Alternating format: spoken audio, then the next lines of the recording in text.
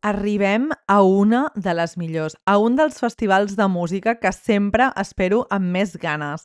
Es tracta de l'UMCO de Finlàndia, que cada any és sinònim de qualitat musical, de qualitat tècnica i d'un espectacle que és difícil d'igualar. No és cap secret a hores d'ara que sóc una gran fan de l'UMCO. Bon dia a tothom, benvingudes i benvinguts a un nou episodi d'Albavisió, el podcast Eurovisiu en català que no sabies que necessitaves. Soc l'Alba Puello i soc Eurofan. Esteu preparats per viure i no només per veure els festivals de música més interessants de l'any? Som-hi!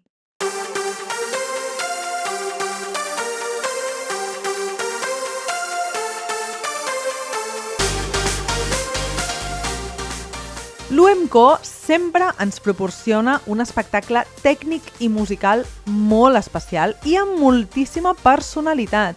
Ens donen una selecció musical cuidadíssima de tan sols 7 cançons, molt diferents entre elles, que poden encandilar a un rang de públic molt ampli.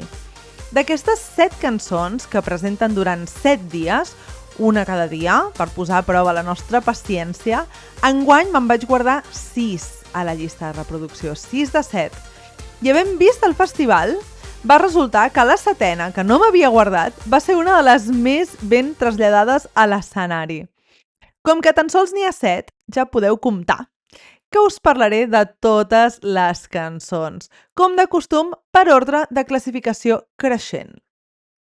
En setena posició va quedar-hi la meva preferida. Sí, no es pot tenir tot, escolteu-me. La cantant Kiki portava la cançó Rakkaudenki P, un temàs xulíssim en la versió d'estudi. Pop nòrdic, ben construït, diferent i amb personalitat. Sí que és cert que en directe va ser una de les que va estar més mal cantada. A més, el concepte escènic no va estar, en la meva opinió, del tot encertat. Ella estava damunt d'una plataforma de la qual no em baixava en tota l'actuació. Em va semblar una cançó per explotar, per menjar-se l'escenari i que per tant quedava amb aquella escenografia massa encotillada i no crec que això li fes cap favor. En sisena posició hi teníem la rapera Etta amb $1 Million Smile. Ben enganxada hi he estat aquesta cançó. Rap amb moments melòdics ben inserits en la cançó. I en aquest cas, com en l'anterior, el directe no va estar del tot bé. Etta no va estar del tot fina vocalment i això va pesar en l'actuació que, d'altra banda, a nivell escenogràfic era xulíssima. L'equip creatiu de l'UMCO és que sempre se supera. La cinquena posició va ser per Sinica Monte amb Ready to Leave, l'única balada de l'edició i l'única de les 7 que no em vaig descarregar. Jo no sóc massa baladista, d'acord, però sé apreciar una bona balada. I aquesta em semblava força avorridota i força plana. Això va ser fins que vaig veure l'actuació. Sinica Monte portava un concepte escènic xulíssim. Va estar ben cantada, molt ben cantada, i l'escenografia va ser una de les millors, sens dubte. Gràcies a això va quedar cinquena, perquè la cançó era la menys potent de les 7.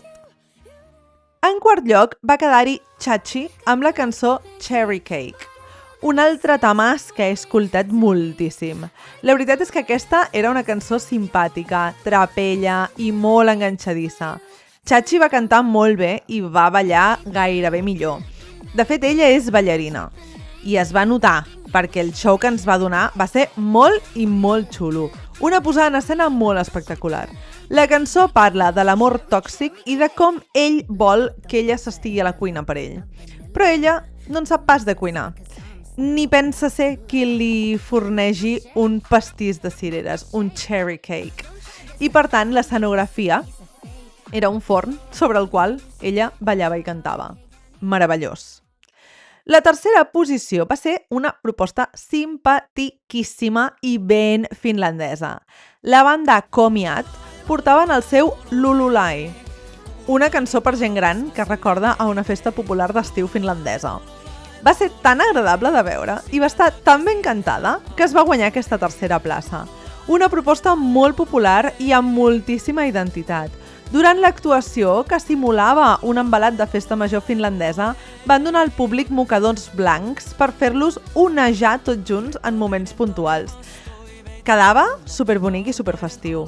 Molt merescut aquest podi. El segon classificat va ser una proposta estranyíssima i molt original d'aquestes que només Finlàndia pot proposar. Es tractava del cantant Antti Paalanen amb la cançó Takatuka, que vol dir mullet. No existeix aquesta paraula en català, val? Però el mullet es refereix al pentinat en què els cabells són més curts del davant i del costat i són més llargs del darrere. I d'això parla la cançó, efectivament, d'aquest pentinat. I no només això, sinó que, a més, Antti Paalanen canta amb un estil vocal molt peculiar. I és que utilitza una tècnica de cants guturals propis de l'Àsia Central. És molt i molt peculiar. De fet, el vaig veure cantar en directe a la Pre-Party d'Estocolm i és bastant impressionant. Antti Paalanen era un dels favorits per guanyar. Perquè, clar, l'UMCO funciona amb un 75% de televot i els finlandesos sabem que són molt peculiars amb el seu vot. La posada en escena d'Antti Paalanen intentava reproduir l'estètica del videoclip amb força èxit, he de dir. I apareixien 4 cosins Pell, recordeu el cosí Pell de la família Addams? I era una escenografia ben particular que feia que no sabessis ben bé què estaves veient. Us recomano que feu un cop d'ull al videoclip perquè és digne de veure, és una obra d'art. I arribem a la guanyadora indiscutible d'aquest festival finlandès de música. Es tracta del duo format per a l'ocasió, amb un total de 570 punts. El segon classificat en tenia 210, que suposava un rècord històric de puntuació a l'UMCO. Ni tan sols Kärja amb el seu xa-xa-xa en va obtenir tants de punts. La violinista Linda Lampenius i el cantant Pete Parkkonen es van endur el trofeu amb el seu tema Liekin Heitin. I quin tema, senyores i senyors! La cançó és bestial, impactant ja a primera escolta i impactant també a primera vista amb la posada en escena. Pete Parkkonen té una veu espectacular i porta molt bé una part de l'essència de la cançó. Li cal afinar una miqueta l'agut vocal, però no se'n pot posar en dubte la solvència. L'altra part de l'essència de la cançó la posa Linda Lampenius, amb la seva presència, un vestuari espectacular i la força del seu violí. Ella és una violinista molt coneguda a Finlàndia, és a dir, que ja es podia preveure per la fama que s'enduria la victòria. L'escenografia és un espectacle. La cançó parla de les contradiccions internes que podem tenir en les relacions de parella, quan tenim un gran desig d'intimitat, però alhora ens fa por obrir-nos completament. Literalment, Liekin Heitin vol dir llençaflames, i tota la performance manté aquesta sensació d'intimitat perquè Pete Parkkonen i Linda Lampenius estan separats tota l'estona pel que sembla una finestra de confessionari, fins que tot crema al final i s'acaben ajuntant en el clímax de la cançó. Us n'estic parlant molt bé, però és que actualment és la meva segona cançó preferida de tota la temporada, just per darrere de la guanyadora del Melodifestivalen de Suècia. Liekin Heitin és una cançó que creix, que evoluciona, que sorprèn i que ens porta a fer tot un viatge en 3 minuts. Mireu, francament, l'UMCO és l'única preselecció en la que penso que guanyés qui guanyés, jo hauria estat feliç. Però sí que penso també que Linda i Pete van ser-ne els justos guanyadors. O sigui que poca cosa més puc afegir. Més que desitjar-vos que gaudiu de tota aquesta música, feu l'exercici d'anar al canal de YouTube de l'UMCO, mireu-vos els videoclips que estan treballadíssims i traiem-nos el barret per aquesta meravella de preselecció tan ben feta. I no us oblideu que seguirà arribant contingut. Ens queda per comentar el Sanremo d'Itàlia com a gran festival important de la temporada, però també us he de parlar de Romania, de Bulgària i de moltes més. Així que aquí us espero. Fins aviat!